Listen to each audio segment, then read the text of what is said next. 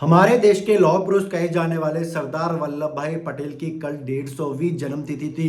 उस मौके पर नेशनल कांग्रेस पार्टी के अध्यक्ष मल्लिकार्जुन खड़गे ने एक ये बयान दे दिया कि सरदार वल्लभ भाई पटेल चाहते थे कि आरएसएस को बैन कर दिया जाए।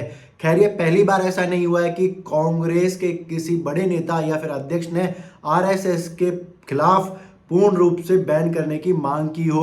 ये पुरानी बातें रही है कि भाई कांग्रेस पूर्ण रूप से आरएसएस के खिलाफ थी और उसे शुरू से ही बैन करना चाहती थी। यहाँ तक कि हमारे देश के सबसे पहले प्रधानमंत्री पंडित जवाहरलाल नेहरू ने महात्मा गांधी जी की हत्या के बाद आरएसएस पे निशाना दागा था कि गांधी जी की मृत्यु में आरएसएस का हाथ है। लेकिन सरदार वल्लभ भाई पटेल इस बात के खिलाफ थे कि गांधी जी की हत्या में आरएसएस का कोई हाथ है। जब गांधी जी की हत्या की पूरी रिपोर्ट सामने आई तो उसमें साफ साफ ये चीज बयान थी कि इस हत्या में आरएसएस का कोई भी हाथ नहीं है, दूर दूर तक कोई हाथ नहीं है। अब थोड़ा इस बात पे भी गौर कर लेते हैं कि जो आज कांग्रेस सरदार वल्लभ भाई पटेल के लिए ये शब्द बोल रही है, उस पार्टी ने उन्हें कितना सम्मान दिया है। जब सरदार वल्लभ भाई पटेल की मृत्यु हुई तो उस समय के राष्ट्रपति डॉक्टर राजेंद्र प्रसाद को पंडित जवाहरलाल नेहरू ने उनकी मृत्यु के समय उनके अंतिम संस्कार में जाने से भी मना कर दिया था। इतना प्यार है कांग्रेस को सरदार वल्लभ भाई पटेल से कि किसी इंसान की अंतिम संस्कार में किसी राष्ट्रपति को ना जाने दिया जाए।